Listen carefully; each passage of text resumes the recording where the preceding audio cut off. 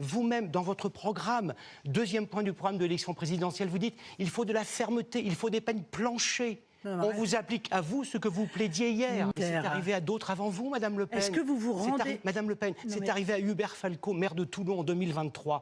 Et un député de votre parti, Franck Alizio, a dit « c'est très bien, justice a été rendue ». Et Hubert Falco a quitté sa mairie dans les minutes qui ont suivi le jugement, Madame Le Pen.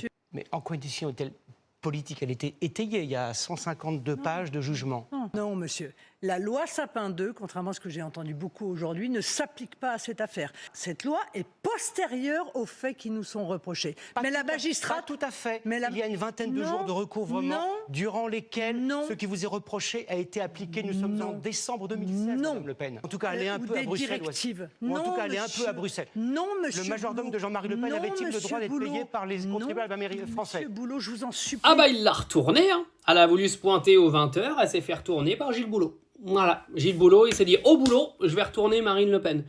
Et puis il y a un autre passage où il présente au début, mais c'est à mourir de rire la tête qu'elle faisait, quoi. Bon, encore une fois, cette affaire Marine Le Pen, on la voit sous plusieurs angles, en fonction de là où on se place et de ses convictions. Marine Le Pen a toujours plaidé depuis très très très longtemps, début des années 2000, que tous les politiques qui faisaient du détournement de fonds et qui volaient de l'argent devraient être condamnés et donc également inéligibles. Donc malheureusement, c'est son cas à Marine Le Pen. Donc aujourd'hui que ça lui tombe dessus, elle pleure. Mais bon, c'est elle qui a toujours plaidé pour ce genre de justice. Le Rassemblement National, le Front National ont toujours été des partis qui disent que la justice doit être forte. Bah la justice, elle a été forte, Marine. Donc vous avez des gens qui vont se ranger de ce côté-là. Vous en avez d'autres qui vont dire que ok pour la peine, mais elle ne doit pas être inéligible. Mais sauf que c'est la loi. Donc dans ces cas-là, on fait comment? Et puis les autres qui diront que ça aurait dû se finir dans les urnes. Elle a plus de 11 millions d'électeurs et que c'est absolument scandaleux. Mais vous savez à partir de quel moment on place la justice?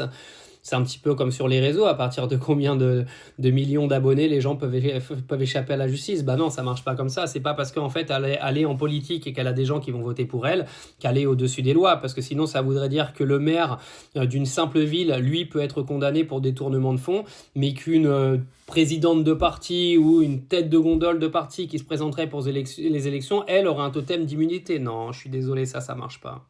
Mais encore une fois, je sais pas pourquoi vous paniquez tous là au Rassemblement National, vous criez tous à l'injustice. De toute façon, Marine Le Pen elle va jouer là-dessus pour dire regardez, gna gna gna, c'est l'antidémocratie, etc., etc.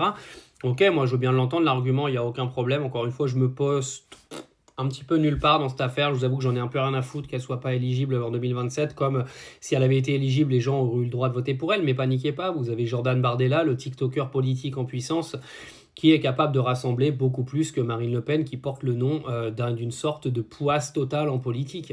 Maintenant, il y a un truc qui m'inquiète un petit peu pour les électeurs du RN, c'est qu'à la base, tu votes le RN parce que le RN a l'air d'être un parti qui prône la sécurité, la justice, etc., que sa tête de gondole vient te dire que la justice n'est pas assez clémente avec elle. Et surtout, il y a un Jordan Bardella qui est en train de se macroniser sérieusement. Et moi, ça m'inquiéterait en tant qu'électeur du Rassemblement National.